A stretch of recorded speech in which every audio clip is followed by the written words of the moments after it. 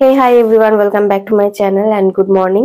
তো আজকে সকাল থেকে ব্লগটা স্টার্ট করছি। আর আমার ব্লগ তো রান্নাঘর থেকে স্টার্ট হয়। তো চলো রান্নাঘরে যাওয়া যাক। আর এখন সকালের ব্রেকফাস্ট, দুপুরের লাঞ্চ মেনু কি আছে না আছে দেখে নেওয়া যাক। তো চলো, আমি চলে এসেছি রান্নাঘরে, এখন রান্নাগুলো করে নেওয়া যাক। তো ফার্স্টেই আমি ভাজাভুজোগুলো কমপ্লিট করে নেবো, মানে যে 5 রকম ভাজা আছে, আলু, বেগুন, শিম, ফুলকপি, তারপরে কি পেঁয়াজ কলি ভাজা, এগুলো কমপ্লিট করে নিয়ে তারপরে অন্য রান্নায় যাব। তো চলো ততক্ষণ করে নিই।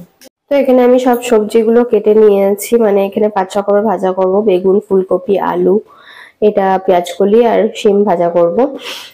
তো তার জন্য কেটে কেটে নিয়েছি, এখনো ধোয়া হয়নি, কেটে ধুয়ে তারপর রান্না করব। এখানে আলুগুলোকে গোল গোল করে কেটে নিয়েছি আর লবণ হলুদও দিয়ে দিয়েছি। এবার ভেজে নেব। এখানে বেগুনগুলো ভেজে নিচ্ছি, লবণ হলুদ মাখিয়ে রেখেছি, আর এখানে আলু ভেজে তুলে রেখেছি, আর এখন বেগুন ভাজা চলছে।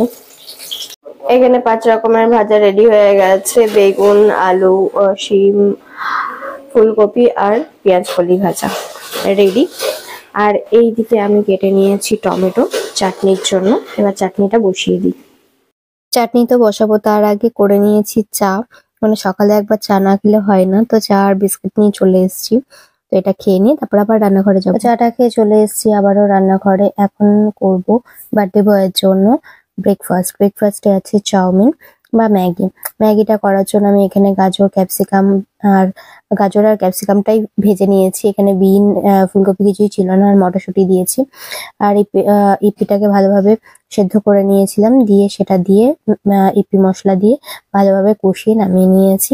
তো রেডি বার্থডে বয়ের ব্রেকফাস্ট। তো এটা হচ্ছে জন্মদিন সকালে স্পেশাল জল খাবার। তো চলো বাকি রান্নাগুলো সেরে নেওয়া যাক। এখানে ফোড়নে দিয়েছি 5 ফোড়ন আর শুকনো লঙ্কা, তারপর টমেটো গুলো দিয়ে দিয়েছি, আর তার মধ্যে দিয়েছি সামান্য হলুদ আর সামান্য পরিমাণ লবণ দিয়ে ভালো করে ঢেকে ভেজে নেব। এখানে নিয়ে নিয়েছি কাজু, কিশমিশ, খেজুর আর আমসত্ত্বটা বাইরে তৈরি করা, আর এগুলো এখন এর মধ্যে দিয়ে দেব। দিয়ে এটাকে ভালো করে মিক্স করে নেব।